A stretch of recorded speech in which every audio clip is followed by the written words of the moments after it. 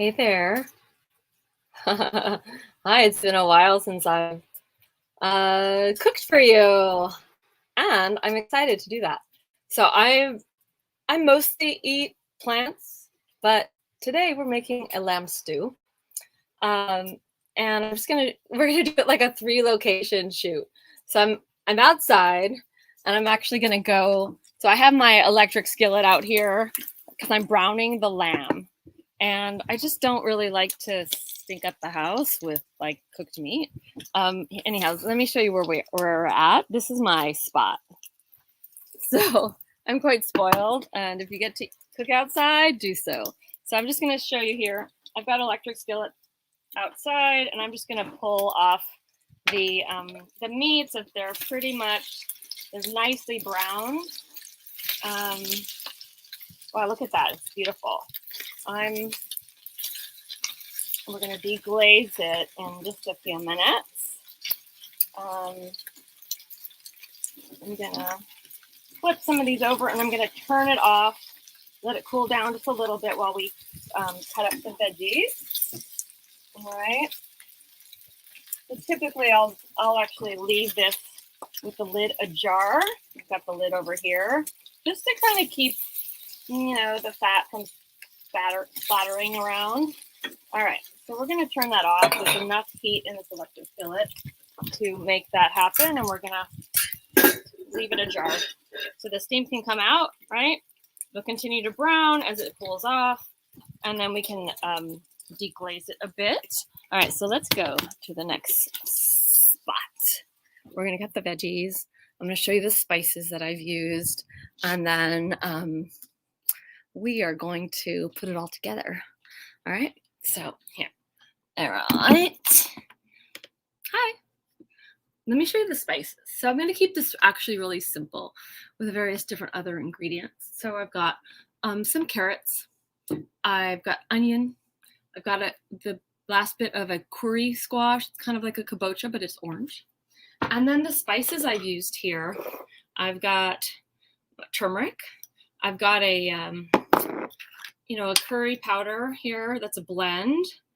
It's actually pretty spicy, so that's partly why I wanted to add the turmeric to kind of cut it down. And then I didn't have any ground coriander, which I love using, but I've used it all up. So I have whole coriander seeds. So what I did is I dry roasted all of the spices in a pan on a low heat, so it's aromatic.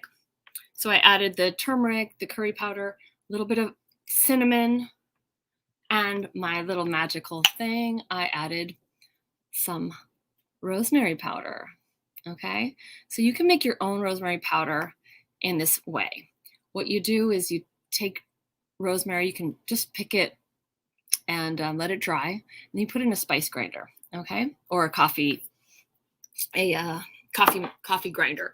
And then regarding these, so I did that with the powdery stuff first, and then I separately roasted the coriander seeds, and then I ground it by hand just in this sriracha here.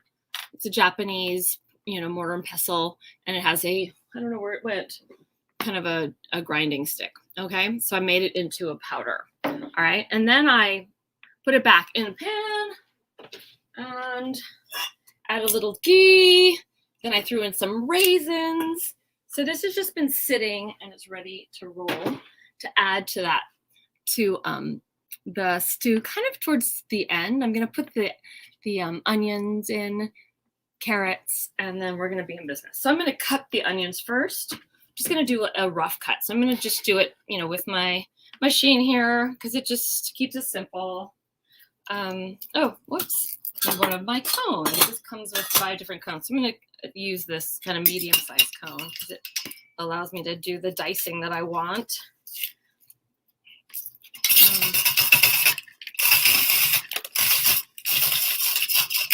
I don't know. I cannot do any sort of super stew without onions, apparently. I just love onions so much.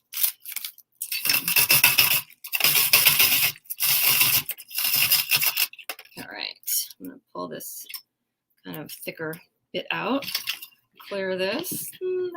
That should be enough. And now I'm gonna just do the same with my carrot.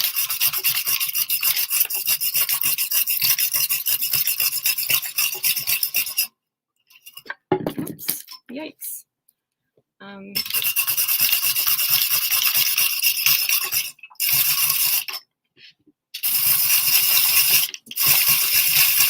Yeah, this machine is super awesome. I could add sweet potatoes, etc. I'm gonna just leave the carrots like that. And then I think I'm just gonna cut this guy by hand. But I just want you to see, first of all, that you can cut it on here pretty effortlessly. You just keep pivoting it, and then you're pretty much in the zone. Yeah, we'll do half of it this way. And then I'm just gonna do the rest by hand here. So I've got a couple of chunks that kind of mirror the size of the lamb, right? And I'll have these done in a segundo, and I will show you. They're just kind of a rough, medium cut. Sometimes I generally do cut a little bit more methodically, but we're just gonna go with the flow here. So I've got these guys. This is what we call like mise en place, right? Is you get all your stuff ready so you can add it. That's how they do it in restaurants. They call it mise en place, so that when they're on the line, they can just kind of add all the ingredients and the sequence that you want. All right, so we're gonna take this, and we're gonna take you guys, and let's see if I can do this triple-handed here. Uh-oh. Yikes-o. Yikes-o, yikes-o. You know what? I feel like I'm in this moment where I didn't choreograph this piece. So let's just bring this laptop back. Here we go. You know, one day I'll have a really awesome camera person. Until then, it's me, myself, and I playing in the kitchen. Improv style. Oh yeah, so beautiful. So we're pulling out all this meat. We're gonna add the onions in, let those brown. And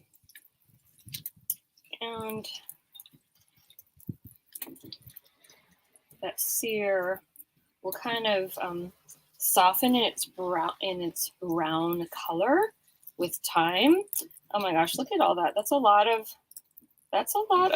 fat, and just kind of experimenting with having fats in my diet a little more than I have traditionally. So we're gonna leave that, and we're gonna turn this back up to a lower temperature. I had it about 400 degrees before. Wait, what's going on here? I can't see it in the dark. Shoot. Okay. I'm going to add the onions first. And it's okay if it's imperfect. Just sometimes what I'll do is I'll have 3 separate bowls, you know, for each of my ingredients. But what I can also do, yeah, it's nice to brown the onions just a little bit, kind of spread them out. They don't brown as well when they have too much contact with each other. So if you do want to brown onions, it's nice to preheat the pan. It still has a lot of heat. Gosh, let me see. Okay, this is it. Yeah, I'm gonna raise the temperature here.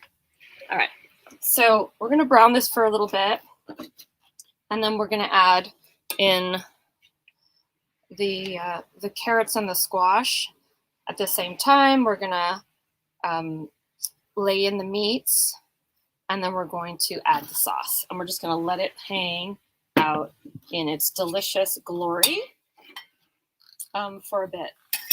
All right, so as you can see, yeah, so it's nice to let your onions, you know, the more we tamper with our food, the less it has its opportunity to actually do the browning that we want. So we're going to do that for a moment while I tell you a story. What story shall I tell you? What story you want to hear?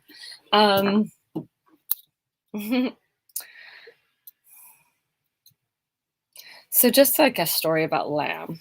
I'm going to add some ginger as well, fresh ginger to that.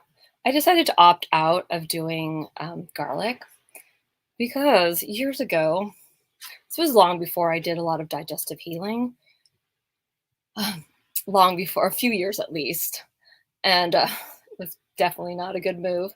I had a date and I was like, I'm going to make lamb chops. So I made lamb chops, you know, the classic rosemary, garlic. Oh my God, my stomach was not happy. It was a stinky night. It was not a nice situation. So I stopped doing garlic in that capacity. I do garlic now. My digestive tract is so healthy, and so I don't know, but I just don't really want to risk it. I just want to keep it simple. And you know, I don't eat meat that often, and so I'm just gonna keep it simple so my belly is happy. Um, yeah, it was amazing. At that time I pulled out the garlic and I just did it with rosemary. The next time, rosemary, some salt, maybe some pepper, and a completely different experience. You know, it's just removing the garlic. Garlic is so, you know, it's a lot of diets that people are trying to get a handle of their digestive health, restore it, or even just like calm down the disturbance, will pull out the garlic. So if you are stinky, if you have digestive troubles, consider not doing garlic for a little bit and just see, play around. You know, it's all about an experiment and a personal experience. I have a good friend right now who is having a lot of digestive issues. She's not sure what's causing it. And I will actually give her that tip. Meanwhile, she, just her instinct led her to go get some miso paste. So miso paste is such a beautiful thing. You can make yourself a simple or more complex miso soup. She was so happy. She wanted more and more miso. Her digestion was so happy. She hadn't felt that good for a while. All right, so we've got these browned. That's beautiful and perfect. Yum. So see all that? Browned using the drippings from the... So now we're just going to add this guy in.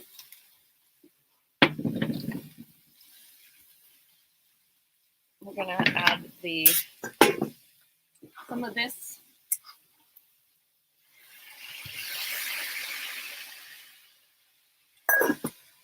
And then we're going to add the lamb back in.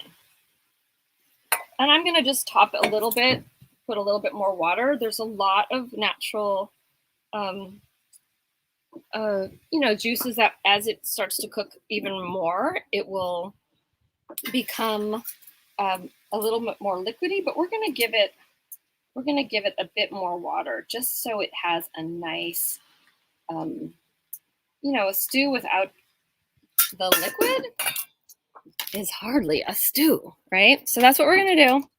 And I will show you the bounty later. I'll post an image or leave you a link to it or something. Not sure how that works here with StreamYard. All right, thanks for tuning in.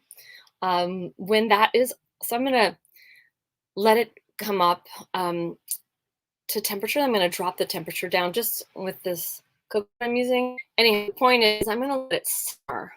Just really have a beautiful, calm, like quiet cooking, low temperature heat. And it's just going to tenderize and merge all the flavors together with also like allowing the different flavors to have their own distinct